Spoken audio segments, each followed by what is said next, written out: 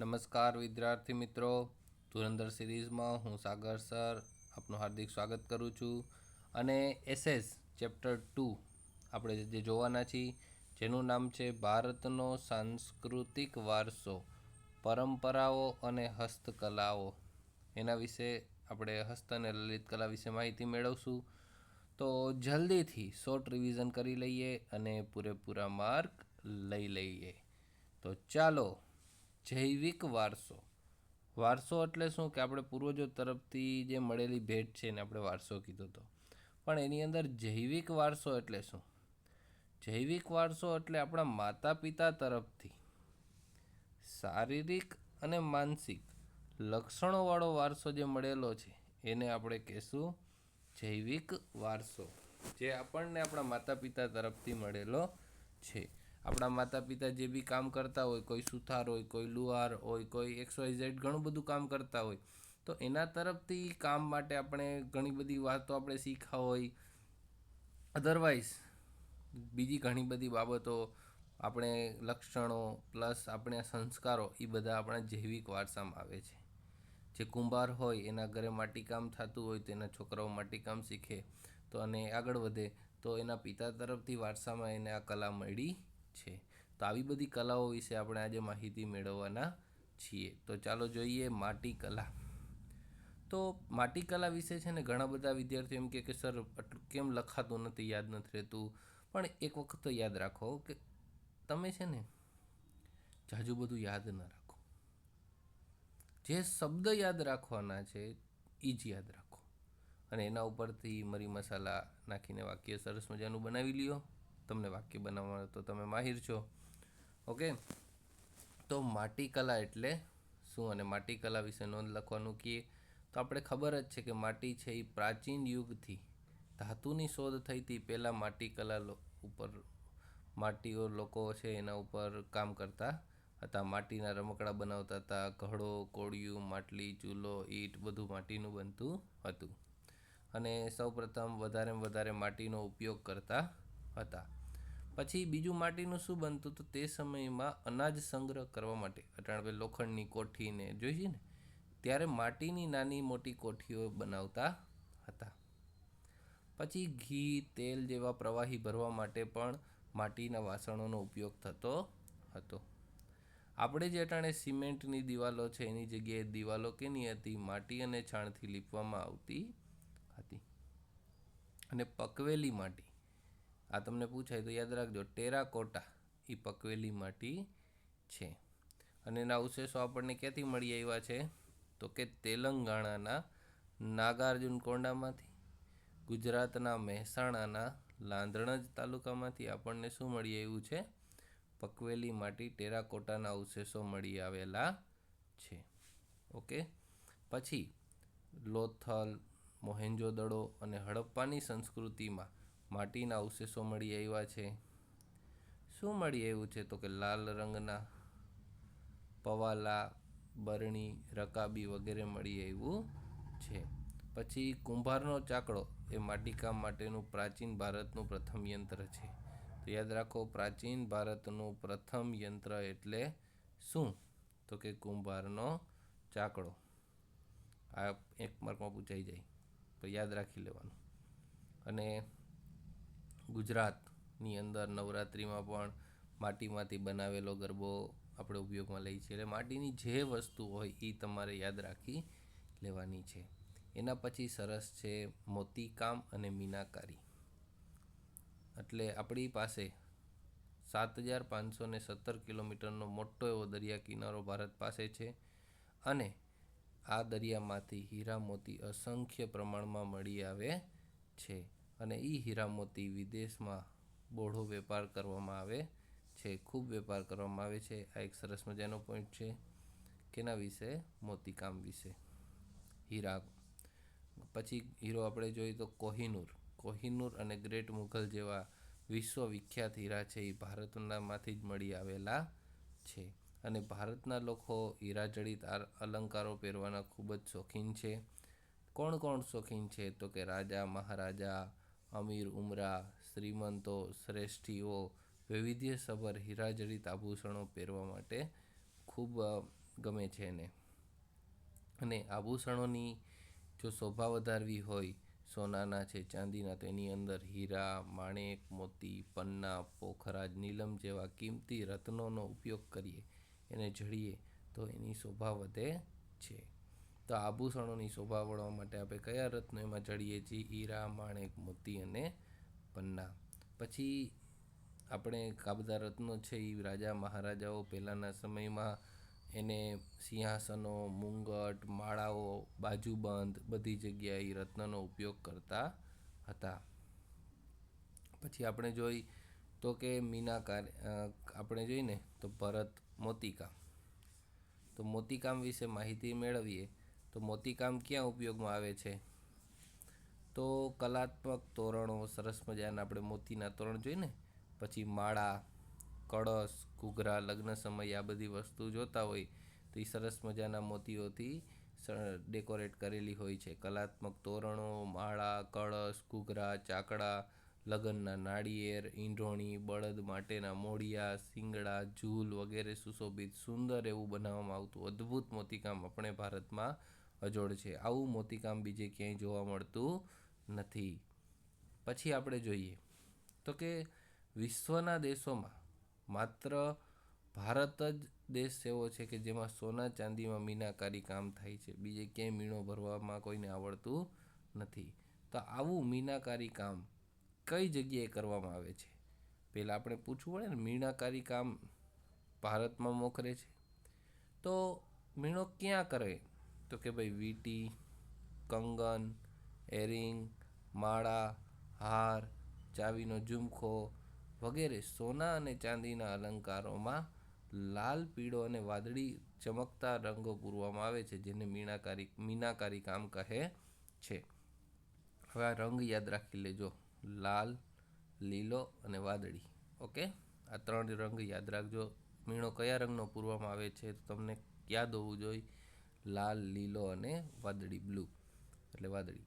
હાલો, ભારતમાં જયપુર, લખનઉ અને દિલ્હી યાદ રાખજો: જયપુર, લખનઉ, દિલ્હી અને વારાણસી, હૈદરાબાદમાં આ 5 જગ્યાએ મીનાકારી કૌશલ્ય ધરાવતા કારીગરો છે એ ખૂબ મોટી સંખ્યામાં જોવા મળે છે. કઈ જગ્યાએ? જયપુર, લખનઉ, દિલ્હી, વારાણસી અને હૈદરાબાદ. પછી આપણે જોઈએ પ્રાચીન ક્ષેત્રે સંગીતનું પ્રદાન કેટલું છે. થોડુંક આડાવડું છે પણ બધું કવર કરી લીધું છે એટલે એ ટેન્શન લેતા નહીં.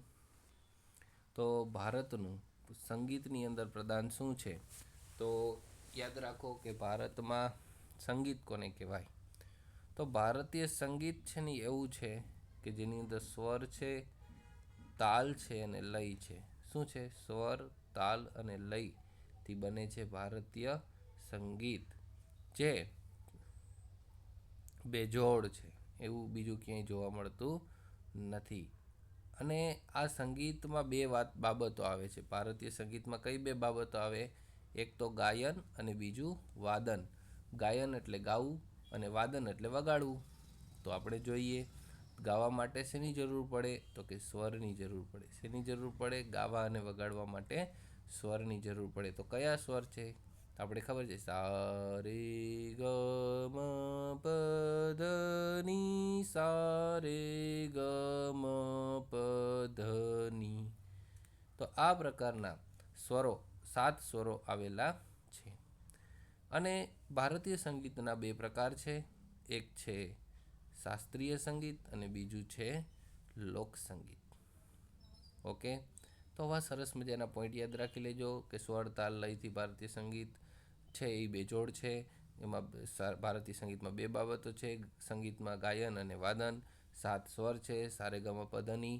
સંગીતના 2 ભાગ છે: શાસ્ત્રીય સંગીત અને લોક સંગીત. પછી સંગીતમાં 5 રાગ છે. 7 સ્વર છે, 5 રાગ છે. એમાં યાદ રાખવા માટે સરસ મજાનું વાક્ય યાદ રાખવાનું. શું રાખવાનું? કે શ્રી દીપકભાઈ હિંડોળા ઉપર બેઠા બેઠા મેઘ ભેરવી ગાય છે.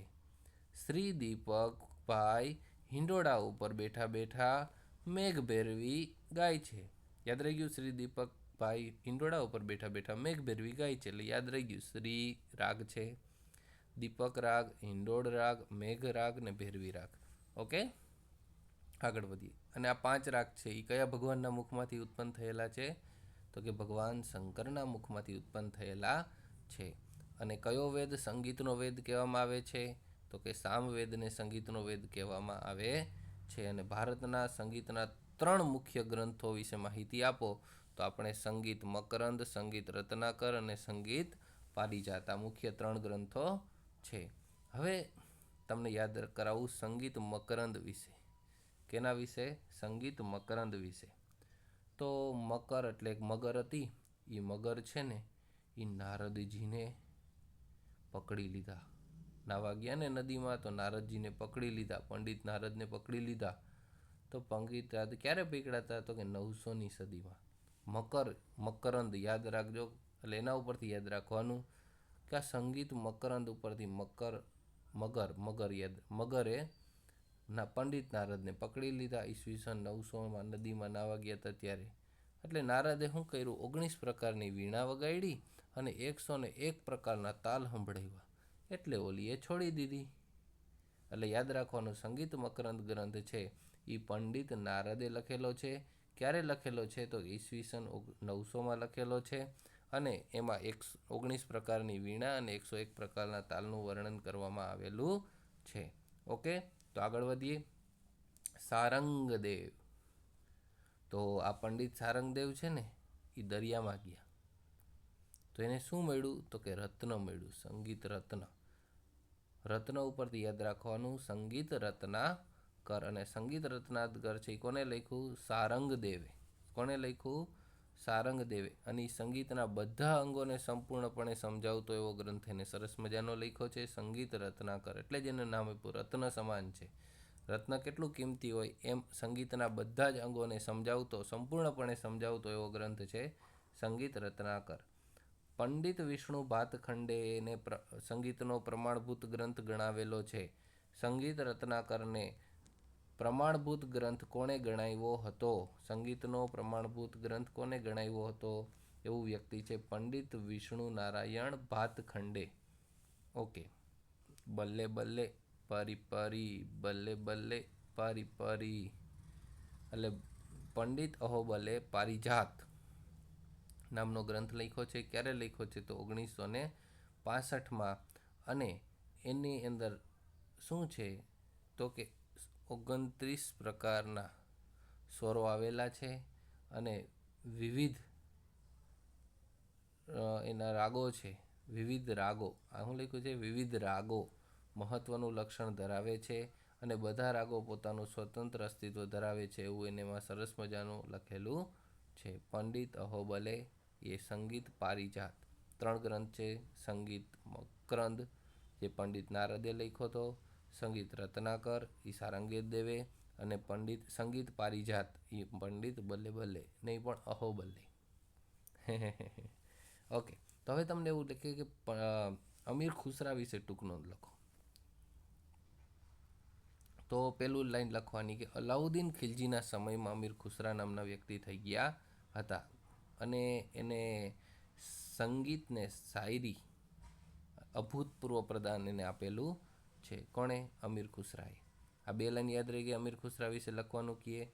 એ કયા સમયમાં હતા? તો અલાઉદ્દીન ખિલજી જે સમયમાં થઈ ગયો ને એ સમયના આ અમીર ખુસરો થઈ ગયા. એમણે સંગીત અને શાયરીમાં અભૂતપૂર્વ પ્રદાન આપ્યું. એટલે જ એને તૂતીએ હિન્દ કહેવાતું. તૂતી એટલે પોપટ થાય, બીજું ન થાય. તૂતીએ હિન્દ એટલે દક્ષિણ હિન્દના પોપટ તરીકે એનું નામ આપેલું છે. અને બીજું એને ઘણી બધી રચનાઓ લખેલી છે જે પાઠ્યપુસ્તકમાં તમે વાંચી લેજો. એટલે એના વિશે તમને ટૂંક નોંધ પૂછાય તો આરામથી તમે લખી શકો. તો હવે 15 અને 16મી સદીમાં ભક્તિ આંદોલન વિશે માહિતી આપો. તો આપણે જોઈએ તો કે 15 અને 16મી સદીમાં ભક્તિ આંદોલનમાં આપણે બધા જે યાદ છે, સુરદાસ, કબીર, તુલસીદાસ, ચૈતન્ય મહાપ્રભુજી, મીરાબાઈ, નરસિંહ મહેતાના ભજન, કીર્તનો, ભક્તિમય વાતાવરણ આખું બનાવી દીધું હતું. અને 15મી સદીની અંદર સ્વામી હરિદાસ અને બેજુ બાવરા તાનસેને સંગીતની અંદર ધૂમ મચાવી દીધી હતી. તો આ આપણા કહેવાય ને કે ભક્તિ આંદોલન છે. હવે નૃત્ય કલા વિશે માહિતી. તો નૃત્ય એ કઈ ધાતુ ઉપરથી આવેલો છે? કે મૂળ શબ્દ નૃત ધાતુ ઉપરથી આવેલો છે. નૃત એટલે થાય નૃત્ય કરવું. અને મૂળ ધ્યેય એનો શું છે? તો કે તાલ લયની સાથે સૌંદર્યની અનુભૂતિ કરવી. યાદ રાખજો, નૃત્ય કલા વિશે યાદ રાખો તો વ્યુત્પત્તિ એટલે એની ઉત્પત્તિ, નૃત્ય શબ્દની વ્યુત્પત્તિ મૂળ શબ્દ નૃત ઉપરથી આવેલી છે અને નૃત્યનો મતલબ થાય નૃત્ય કરવું. એનો મુખ્ય ધ્યેય શું છે તો કે લયની સાથે સૌંદર્યની અનુભૂતિ. એના આદિદેવ કોણ છે? નૃત્યના આદિદેવ તો કે એક જ ભગવાન શંકર. એને આપણે કઈ છે? નટરાજ. શું કહી છીએ? નટરાજ. એટલે નટરાજ લખવાનું. અને નૃત્ય પ્રચલિત મુખ્ય 5 પ્રકાર આપણે જોઈએ તો કે નૃત્યના 5 પ્રકાર છે. તો નૃત્યના 5 પ્રકાર આપણે જોઈએ તો કે એક છે ભરતનાટ્યમ. ભરતનાટ્યમ છે એ દક્ષિણ ભારતનું નૃત્ય છે અને તમિલનાડુમાં એનું ઉદ્ભવ સ્થાન છે, તમિલનાડુના તાંજોરમાં. અને ભરત મુનિએ નાટ્યશાસ્ત્રની રચના કરેલી છે, જેમાં દરેક વાર આવરણ કરેલું છે અને નંદિકેશ્વર રચી અભિનવ આની અંદર જોવા મળે છે. પછી કુચીપુડી આંધ્રપ્રદેશની પુડી એટલે કુચીપુડી નૃત્ય છે આંધ્રપ્રદેશનું છે. 15મી સદીમાં એની રચના થઈ અને સ્ત્રીઓ અને પુરુષો બંને આ નૃત્ય કરે છે. પ્રહલાદ શર્મા, રાજા રેડ્ડી, યામિની રેડ્ડી, શોભા નાયડુ જેવા જાણીતા નર્તક છે કુચીપુડી નૃત્યને વિશ્વમાં પ્રખ્યાતિ અપાવી છે. પછી કલી કેરળ નહીં, કથકલી એ કેરળ રાજ્યનું નૃત્ય છે અને સુંદર ઘેરદાર કપડાં, મોટા મુંગટ, કવિ વલ્લભ થોડ, કલામંડપ કૃષ્ણમ એવા સરસ મજાના કવિઓ દ્વારા દેશ વિશ્વની અંદર આ નૃત્યને લઈ જવામાં આવ્યું છે. પછી કથક છે, તેના માટે કઈ ઉક્તિ પ્રચલિત છે તો કથકન કરે સો કથક કહાવે, કથન કરે સો કથક કહાવે. એવી સુંદર છે અને એની અંદર ભગવાન શ્રી કૃષ્ણને ગોપીઓ સાથે નૃત્ય કરતી કલાઓ વિશે આપણે જોવા મળે છે. અને આ નૃત્યને ખ્યાતિ અપાવનાર લોક છે પંડિત બિરજુ મહારાજ અને સિતારા દેવી અને કુમુદિની લાખિયા. તમને એવું પણ પૂછે કે કુમુદિની લાખિયા એ કયા નૃત્યને ખ્યાતિ અપાવી હતી, તો યાદ રાખજો કથક. અને એવું પૂછે શિવારમન રેડ્ડી વલ્લભ થોડ એને કયા નૃત્યને ખ્યાતિ અપાવેલી હતી, તો કથક કલી. પછી છે મણિપુરી, એટલે યાદ આવી જાય મણિપુરનું છે. આ નૃત્ય ઉત્સવ પ્રસંગે કરવામાં આવે છે. એના 2 પ્રકાર છે, લાસ્ય અને તાંડવ. આમાં શ્રી કૃષ્ણની બાલલીલા અને રાસલીલા ઉપર આખું નૃત્ય આધારિત છે.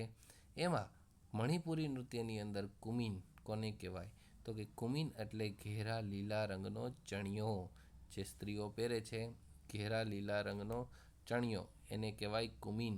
અને રેશમી કબજો પહેરીને કમરપટ્ટો બાંધીને આ સરસ મજાનું વેશ લઈને નૃત્ય કરવામાં આવે છે. ઓકે, હવે નેક્સ્ટ છે હાથ વણાટ કલા. તો હાથથી વણાવવામાં એમાં તો ઢાકાનું મલમલ, કાશ્મીરી ગાલીચા, પાટણનું પટોળું, કાંજીવરમની સાડી, બનારસની સાડી, રાજસ્થાનની બાંધણી. આટલી વસ્તુ છે એ હાથ વણાટનું એકદમ નમૂનો છે એમ કે જે બહુ જ જોવા મળે છે. મલમલ ઢાકાનું, કાશ્મીરના ગાલીચા, પાટણનું પટોળું, કાંજીવરમની સાડી, બનારસની સાડીઓ અને રાજસ્થાનની બાંધણી આપણને યાદ રહી જશે. ઓકે, અને પછી જોઈએ કે હાથ વણાટની અંદર જે પટોળું છે એ 850 વર્ષ જૂની કળા છે અને બેવડ એટલે બંને બાજુ પહેરી શકાય એવું છે. કારણ કે પટોળાની અંદર એક સરસ મજાની ઉક્તિ પણ છે કે પડી પટોળે ભાત, ફાટે પણ ફીટે નહીં. એટલે એક વખત ભાત એટલે ડિઝાઇન થાય, પડી ગઈ એ પછી પટોળું ફાટી જાય પણ ડિઝાઇનનો રંગ ડિઝાઇન જાય નહીં. એટલે આવી સરસ મજાની કલા છે એ આપણા પાટણમાં વિકાસ પામેલી છે જે 850 વર્ષ જૂની છે. એટલે યાદ રાખી લેજો, આના વિશે સરસ 2 માર્કમાં પૂછી શકે તો તમે લખી નાખજો. તો હવે આપણે ભરત ગૂંથણ કલા છે એ આપણે નેક્સ્ટ લેક્ચરમાં પડશું, પાર્ટ 2. ઓકે, તો ચાલો મળીએ, આવજો. કાલે આપણે પાર્ટ 2 રેકોર્ડ કરશું. અને આ તમારા મિત્રોને લાઈક કરવાનું, શેર કરવાનું ભૂલતા નહીં. તમે વિડીયો જોવો એટલે લાઈક કરજો, જેથી કરીને મને ખબર પડે કે ભાઈ તમે લોકો વિડીયો જોવો છો આખો, અને તમને ગમે તો લાઈક કરજો. Otherwise it's okay. આવજો. Thank you so much.